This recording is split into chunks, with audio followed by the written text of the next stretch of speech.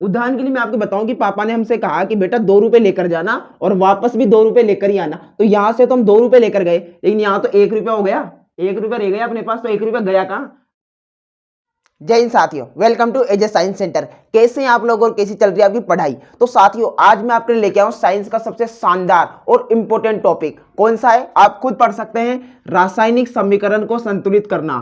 क्या होता है साथियों, अक्सर मैं आपको रियलिटी बताऊं, वास्तविकता की बात बताऊं तो बच्चे जो कक्षा 10th में चैप्टर दिया है, वैसे भी सभी कक्षाओं में दिया जाता है, जैसे मैं 10th का उदाहरण लेता हूं। 10th में चैप्टर दिया है रासायनिक अभिक्रिया एवं समीकरण। पूरे चैप्टर को अच्छे से पढ़ लेंगे, सारी परिभाषा याद कर लेंगे, लेकिन मेन परेशानी क्या हो जाती है कि हम ये याद नहीं करते या समझते नहीं कि रासायनिक समीकरण को संतुलित कैसे करते हैं। वैसे ही सभी कक्षाओं में ये दिक्कत होती है और एग्जाम में क्वेश्चन ही आ जाए 3 नंबर का आ जाए सीधा कि रासायनिक समीकरण को संतुलित कीजिए, फिर क्या करेंगे।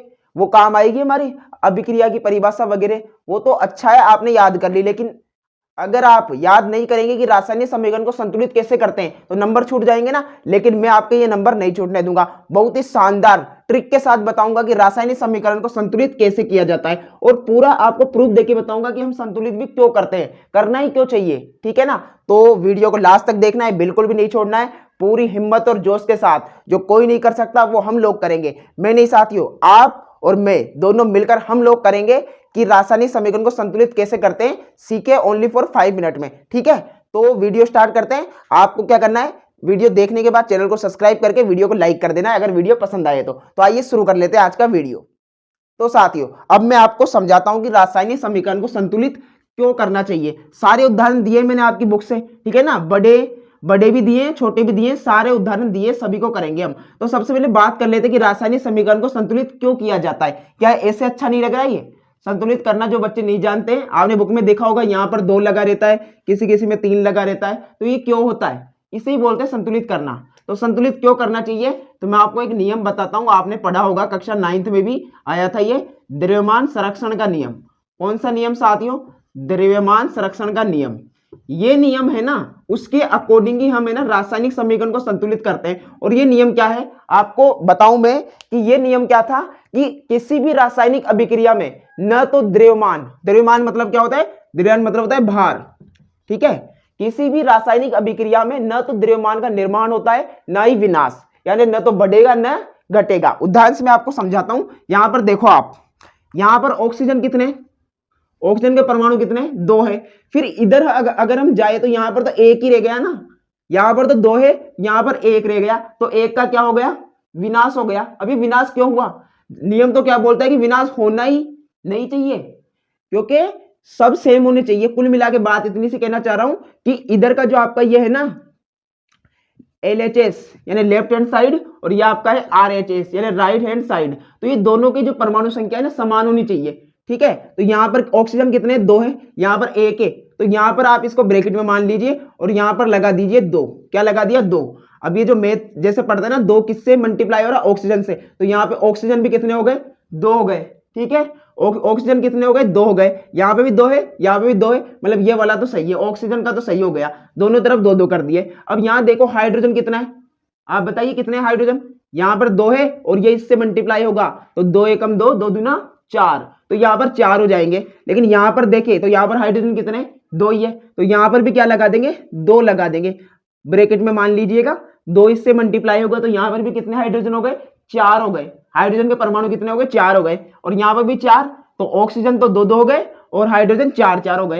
यानी कि अगर LHS देखे और RHS देखे, दोनों में जो है ना तत्वों के परमाणु की संख्या क्या है, समान है। तो ये हो गया हमारा रासायनिक समीकरण संतुलित। समय लगा, नहीं लगा, बस आपको दिमाग में समझना है कि हमने किया क्या है, ठीक है ना। ओके, एक और उदाहरण देता हूं मैं आपको, यहां पर समझाता हूं, फिर मैं आपसे भी पूछूंगा और आप मुझे कमेंट बॉक्स में जरूर बताना कि इसका आंसर क्या होगा, ठीक है। तो अब हम समझ लेते हैं ये Ag और क्लोरीन का। तो यहां पर देखो, यहां पर आप देखो तो गौर कीजिएगा, सबसे पहले यही देखना है ज्यादा किधर की साइड है, ठीक है ना। तो यहां पर क्लोरीन कितने हैं, क्लोरीन के परमाणु कितने हैं, 2 है ना, 2 लग रहा है ना, तो 2 है। अब यहां पर देखो कितना है, 1 ही है, 1 ही है ना, तो यहां पर भी क्या करने होंगे, 2 करना होगा। क्यों करते हैं, क्योंकि द्रव्यमान संरक्षण का नियम यह बोलता है कि न तो द्रव्यमान का निर्माण होता है ना ही विनाश। अब यहाँ पे 2 थे तो इधर की साइड 1 कैसे हो गया, 1 का विनाश कैसे हो गया, उदाहरण के लिए मैं आपको बताऊं कि पापा ने हमसे कहा कि बेटा 2 रुपए लेकर जाना और वापस भी 2 रुपए लेकर ही आना। तो यहां से तो हम 2 रुपए लेकर गए, लेकिन यहाँ तो 1 रुपया हो गया, 1 रुपया रह गया अपने पास, तो 1 रुपया गया कहाँ? तो अपन क्या करेंगे, उस 1 रुपये को नहीं रहने देंगे, यानी कि दोनों तरफ क्या करेंगे, परमाणु संख्या समान करेंगे। सिंपल सा उदाहरण मैंने आपको दे दिया है। तो यहाँ पर क्लोरीन 2 है, तो यहाँ भी क्या लगा देंगे, 2 लगा दिया, बस हो गया काम। अब क्लोरीन कहते हैं, ब्रैकेट में मान लीजिएगा, अगर आपको समझ में नहीं आए तो 2 किससे मल्टीप्लाई हो रहा है, Ag और Cl से। तो यहाँ पर जो क्लोरीन है Cl, उसके भी कितने हो गए, Cl2 हो गए ना, 2 इससे मल्टीप्लाई हो रहा है, तो ठीक है। अब यहाँ पर क्लोरीन का तो मामला सेट हो गया, इधर भी 2 है, इधर भी 2 है। अब देखो यहाँ पर जो Ag है, ये भी कितना हो गया, 2 हो गया। Ag पता है किसे बोलते हैं, ये आपका चांदी होता है साथियों, सिल्वर को बोलते हैं, ठीक है ना। और यहाँ पर 2 है, तो Ag भी कितने हो गए, 2 हो गए। तो यहाँ भी क्या लगा देंगे, 2 लगा देंगे। क्यों लगाया, जब इधर की साइड 2 है तो इधर की साइड भी कितने होने चाहिए, 2 होने चाहिए। हो गया रासायनिक समीकरण संतुलित, फर्स्ट भी संतुलित, सेकंड भी संतुलित। समय लगा, नहीं लगा, और भी आगे बड़े बड़े भी मैं समझाऊंगा, बस वीडियो लास्ट तक देखना, स्किप नहीं करना, नहीं तो रह जाएगा, क्योंकि आगे और भी लॉजिक आते हैं जो मैं आगे बताऊंगा। उसके बाद ये देख लीजिए कॉपर और ऑक्सीजन का। यहाँ पर देखो ऑक्सीजन कितने, 2 है, 2 है, यहाँ पर कितना, 1 है। फिर वही बात, 2 रुपए लेकर गए तो 1 रुपया कैसे हो गया, कहाँ गया 1 रुपया, उससे ही तो लाना है ना, इतनी सी बात है बस। तो क्या करेंगे, 2 रुपए ले लेंगे किसी से ही, मतलब 2 लगा देंगे यहाँ पर ब्रैकेट में। तो ऑक्सीजन कितने हो गए, 2 हो गए। कॉपर कितना है, अकेला है, और यहाँ पर 2 से मल्टीप्लाई हो रहा है, तो कॉपर कितने, 2 है, तो इधर भी 2 लगा दीजिए। कॉपर भी 2, ऑक्सीजन भी 2, मामला सेट है बिल्कुल, ठीक है ना साथियों।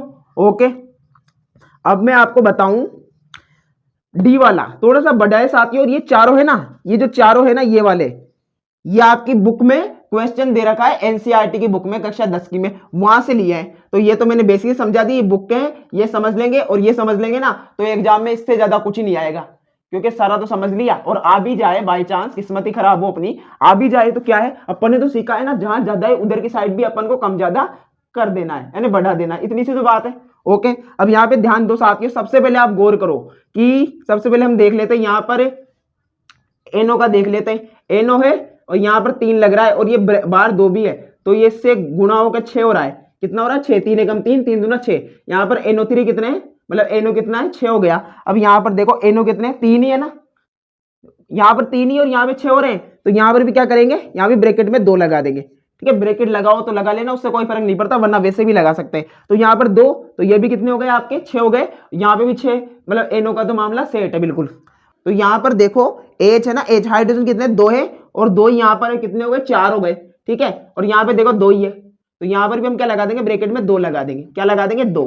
अब 2 लगाए तो हाइड्रोजन 4 हो गए, वहां पर 4 है, और यहाँ पे भी देखो ये था H, इसके साथ लग रहा है, तो 2 और ये 2, 4 हो गए। इधर की साइड भी हाइड्रोजन 4 है, उधर की साइड भी हाइड्रोजन 4 है। ओके, अब क्या रह गया, सी अकेला है, सी अकेला है, तो 1 1 है, ये सही है। ऑक्सीजन कितना है, यहाँ पर 2 है, और यहाँ पर भी ये इससे 2 से मल्टीप्लाई हो रहा है, तो यहाँ भी ऑक्सीजन 2 है, मतलब एनओ को हमने किया सबसे पहले 2 लगा के, तो यहाँ पर भी 6 हो गए, यहाँ पर भी 6 हो गए। हाइड्रोजन का देखा तो यहाँ पर 2 और 2 4 थे, यहाँ पर भी हमने 2 लगा दिया, तो 2 इससे मल्टीप्लाई हो गए, ये भी 4 हो गया। और ऑक्सीजन भी 2 है, और यहाँ पे ऑक्सीजन भी देख लो, इसके साथ मल्टीप्लाई हो रहा है, तो O2 है, तो ये वाला भी हमारा संतुलित हो गया, ठीक है। थोड़ा सा दिमाग तो आपको यूज करना ही पड़ेगा, प्रैक्टिस कीजिएगा, इन सभी की प्रैक्टिस कर लीजिएगा, उससे ज्यादा तो कुछ आएगा ही नहीं। इसके बाद हम ई वाला करते हैं। यहाँ पर देखो NaOH दे रखा है। सबसे पहले देखो यहाँ पर Na कितना है, आप खुद देखो Na कितना है, 2 है। यहाँ पर Na कितना है, 1 है, तो 2 लगा देंगे, ठीक है, 2 लगा दिया, सबसे मल्टीप्लाई हो रहा है, तो Na भी कितने हो गए, 2 हो गए, और इधर भी 2 हो गए, इसका मामला सेट है बिल्कुल। उसके बाद OH देखते हैं यहाँ पर, तो यहाँ पर H कितने हैं, 2, और यहाँ भी 2, यहाँ मतलब 2 तो यहाँ पर है, और ये 2 इससे मल्टीप्लाई हो रहा है, तो 2 यहाँ पर है, तो 2 2 4 हो गए। तो इधर भी जैसे ऊपर लगाया था ना, यहाँ पर भी 2 लगा देंगे, तो 2 इससे लगा, ये भी 4 हो गया। ऑक्सीजन 2 है, और इसके बाद देखिए ऑक्सीजन यहाँ पर 1, और ये इससे मल्टीप्लाई हो रहा है, तो ये भी कितने हो जाएंगे आपके, 2 हो जाएंगे। तो ऑक्सीजन भी 2 2 हो गए, हाइड्रोजन 4 4 हो गए, और Na भी हमने क्या कर दिया, 2 2 कर दिया। अब बचा क्या, SO4 बचा, यहाँ पर भी SO4 बचा, तो SO4 तो एक एक ही है ना, तो वो तो हमारे क्या हो जाएंगे, सेम हो जाएंगे, मतलब उनको छेड़ना ही नहीं है, बिल्कुल सेट है। ओके, अब एक उदाहरण मैंने आपको ये दिया है, ये वाला जो है ना F वाला, इसको मैं इस प्रकार से ये कर देता हूं। F वाला आपका क्या है साथियों, होमवर्क है। आप मुझे बस कमेंट बॉक्स में इतना ही बता देना कि यहाँ पर 2 किधर की साइड लगेगा, 1 किधर की साइड लगेगा, या 3 किधर, ये आप मुझे बता देना इस वाले क्वेश्चन का, क्योंकि मैंने इतना पढ़ा दिया है, एक आप करके बताएंगे जब भी तो मुझे विश्वास होगा, अरे मैंने पढ़ाया जो आपको समझ तो आया। वरना उसके बाद मैं आपको बता देता हूँ जी वाला। अब ये जी वाला क्या है साथियों, ऐसा मैंने उदाहरण इसलिए दिया है क्योंकि बुक में भी था कि कोई कोई क्या आते हैं संतुलित होकर आते हैं, छेड़ना ही नहीं पड़ता, वैसे ही सही रहते हैं। इन बच्चे क्या करते हैं, दे रखा है फिर भी लगाऊंगा 2 3 और ऐसे कर देते हैं। अब यहाँ पे देखो ए जी कितना है, एक है, ए जी कितना है, एक है, Cl कितना है, क्लोरीन कितना है, एक है, यहाँ पर भी एक है, और Na देखिए एक है, यहाँ पर भी एक है, मतलब सेम बता रहा हूँ, NO3 कुछ लगाने की जरूरत है क्या, लगाने की जरूरत है ही नहीं। ये जो दे रखा है यही हमारा क्या है, एकदम राइट है, ठीक है, यही हमारा क्या है, एकदम राइट है। तो हो गया आंसर, सभी मैंने समझा दिए। बस आपको क्या करना है, आपको ये ध्यान रखना है कि किधर की साइड ज्यादा है, किधर की साइड 2 लगाना है, 3 लगाना है, और सभी तत्वों का जो बुक में सारणी से बताते हैं ना कि सारे लिख दो, अगर वैसे करने बैठेंगे ना आप तो काफी ज्यादा समय लगेगा और बोर्ड परीक्षा में इतना समय मिलता ही नहीं है। इसलिए मैं आपको बस समझा रहा हूं कि कैसे कैसे हम इसको संतुलित कर सकते हैं। ये मैंने सारा रेड पेन से किया है, जो जो यहाँ पर लगाने थे, और ये ब्लू पेन से लिखे हुए हैं, तो आप यहाँ से नोट कर लीजिएगा। ठीक है, वीडियो पसंद आया कमेंट कर देना एक छोटा सा अपना नाम लिख के, या आप जहां रहते हैं उस जगह का नाम लिख के, तो मुझे पता लग जाएगी हमारे वीडियो कहां कहां तक पहुंच रहे हैं और बच्चों को समझ में आ रहे हैं कि नहीं आ रहे। ठीक है ना, धन्यवाद, जय हिंद जय भारत, पढ़ते रहिए, आगे बढ़ते रहिए। वीडियो पसंद आए तो वीडियो को लाइक कर दे, चैनल को सब्सक्राइब कर दे, बेल आइकन को प्रेस कर दे, ताकि ऐसे वीडियो आपको समय पर मिल सके। धन्यवाद साथियों, जय हिंद जय भारत।